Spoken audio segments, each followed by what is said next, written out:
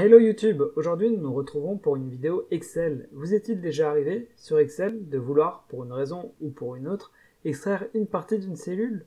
Nous allons voir ensemble 3 formules qui vont vous permettre de découper comme vous le désirez des cellules Excel.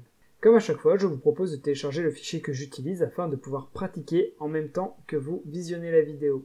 Vous verrez le lien en description de la vidéo. Avant de commencer, je vous rappelle que vous pouvez vous abonner à la chaîne et activer la cloche afin d'être directement prévenu lorsque de nouvelles vidéos sortiront. Ne perdons pas plus de temps, attaquons. Nous sommes une entreprise de création de jus de fruits et nous avons un tableau avec une colonne comprenant le code article plus le nom de l'article. Et nous avons une deuxième colonne contenant le nom du créateur ainsi que la date de création.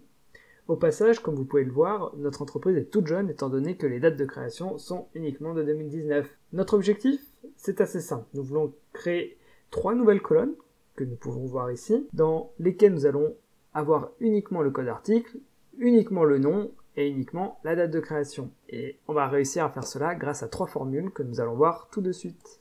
En premier lieu, nous désirons le code article. Nous pouvons voir que le code article se trouve dans les cellules de la colonne C et est à chaque fois le nombre à 6 chiffres qui précède le nom du jus. Donc pour cela, nous allons faire égal gauche. Donc vous voyez, c'est assez intuitif. Gauche nous permet en réalité d'extraire les premiers caractères à gauche d'une cellule. Donc vous ouvrez la parenthèse. Le premier argument à rentrer, c'est l'adresse de la cellule où se trouve le texte que vous voulez découper. Donc, si vous suivez bien, nous, il s'agit de la cellule C6. Ensuite, vous faites point virgule pour passer à l'argument suivant, et là, vous voyez qu'il y a marqué NO car, qui veut dire nombre de caractères. Excel vous demande combien de caractères vous voulez extraire de la cellule C. Et nous, on sait que notre code article est toujours composé de 6 chiffres. Donc, nous allons mettre 6. Et nous allons fermer la parenthèse, appuyer sur Entrée, et vous voyez que nous avons 6 chiffres qui correspondent bien au code article qu'il y a dans la cellule C. Petit aparté, il m'a suffi de renseigner la fonction uniquement dans la cellule E6 pour que toutes les cellules en dessous du tableau comprennent la même formule. Ça, c'est une fonctionnalité des tableaux et d'Excel, mais on verra ça dans une autre vidéo. Maintenant, nous voulons uniquement le nom de l'article, donc nous ne voulons plus la suite de chiffres, mais nous voulons jus de citron, jus d'ananas, jus d'abricot. Comment est-ce qu'on va faire?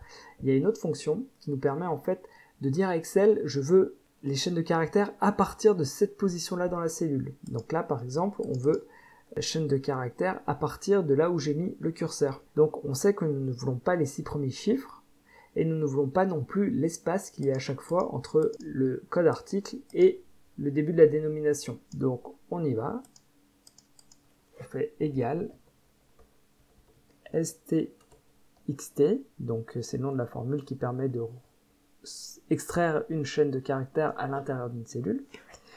Donc comme pour la formule gauche, le premier argument c'est l'adresse de la cellule où l'on veut extraire la chaîne de caractères, donc toujours la cellule C6, on met un point virgule. Ensuite vous voyez que vous avez NO départ qui est en fait le positionnement du caractère à partir duquel vous voulez capturer la chaîne. Donc on sait que les 6 premiers caractères sont le code article, on sait qu'ensuite il y a un espace, donc ça fait 7, donc nous voulons commencer au 8e caractère, point virgule, et enfin, comme pour la formule gauche, il nous demande le nombre de caractères que l'on veut. Là on ne sait pas exactement combien on va avoir de caractères, parce que par exemple jus de citron prend moins de caractères que jus de pamplemousse, donc par sécurité on va mettre 100 caractères. On ferme la parenthèse et on appuie sur Entrée. Et nous avons bien uniquement jus de citron. Pour terminer, voici une troisième cellule qui est en fait totalement l'inverse de la cellule gauche. Donc je vous laisse deviner comment elle s'appelle. Voilà, je pense que vous avez compris, mais il s'agit de droite. Donc on fait égal droite. Nous voulons la date de création. Donc la date de création se trouve dans la cellule D.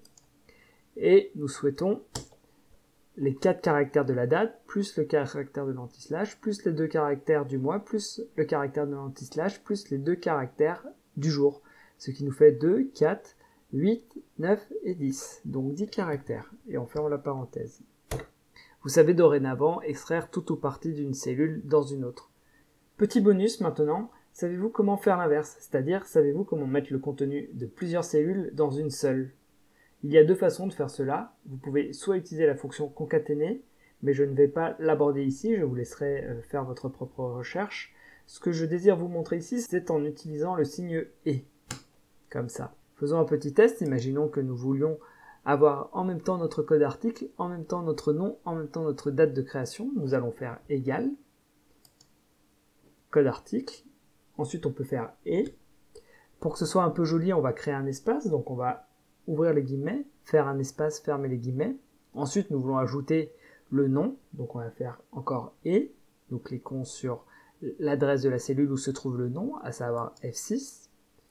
On veut remettre un espace, donc on va refaire et, réouvrir les guillemets, refaire un espace, refermer les guillemets. Et enfin, nous voulons additionner la date de création. Donc on refait et nous cliquons sur la cellule où se trouve la date de création. Nous appuyons ensuite sur Entrée. Et vous voyez que nous avons concaténé dans la cellule E15, la cellule E6, F6 et G6. Voilà les amis, nous arrivons à la fin de cette vidéo. C'était court mais c'est pas plus mal, car je sais que votre temps est précieux.